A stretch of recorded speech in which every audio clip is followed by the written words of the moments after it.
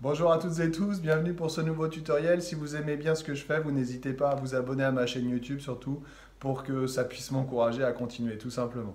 Alors, tutoriel sur les proportions stoichiométriques. Qu'est-ce que ça signifie? On va dire que des réactifs sont introduits dans les proportions stoichiométriques si ils sont consommés tous entièrement à l'état final. Autrement dit, les réactifs sont tous limitants.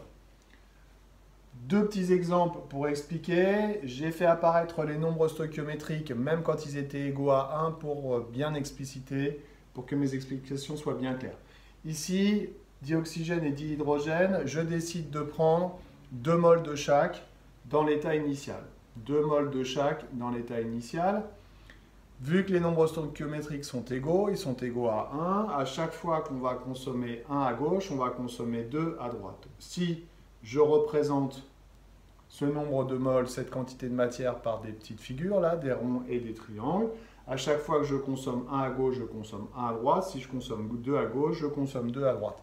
Autrement dit, les deux réactifs sont limitants et on va être dans les proportions stoichiométriques. Si par contre, je décide de mettre non pas 2, mais 3 mols de dihydrogène à l'état initial, voilà, 2, 1, 2, 3. À chaque fois que je consomme 1 à gauche, je consomme 1 à droite. Évidemment, il va nous rester quelque chose, il va nous rester du dihydrogène à l'état final.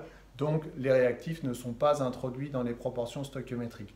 On pourrait écrire, mais ça c'est plutôt à l'ancienne, on pourrait écrire que la quantité de matière de dioxygène sur son nombre stoichiométrique est égale à la quantité de matière du dihydrogène sur son nombre stoichiométrique, pour que ces réactifs soient introduits dans les proportions stoichiométriques.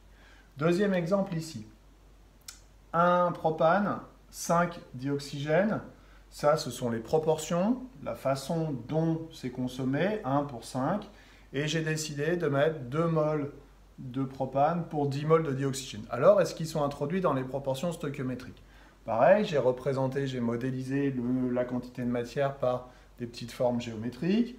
Et à chaque fois que je consomme 1 à gauche, je consomme 5 à droite. Si je consomme 2 à gauche, je consomme bien 10 à droite. On va pouvoir dire qu'effectivement, les deux réactifs ici sont introduits dans les proportions stoichiométriques.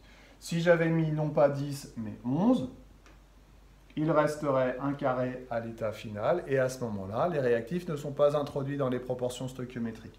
De la même manière qu'à côté, on pourrait dire que pour que les réactifs ici soient introduits dans les proportions stoichiométriques, il faut que N propane sur son nombre stoichiométrique est égal à N dioxygène sur son nombre stoichiométrique.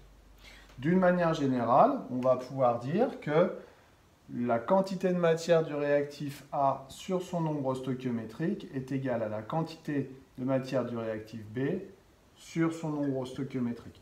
Voilà la relation pour que les réactifs soient introduits dans les proportions stoichiométriques. C'est une relation qu'on utilise beaucoup moins en ce moment, mais qui peut être utile dans certains cas. Je vous dis à bientôt à LMTD vite fait. Bye bye.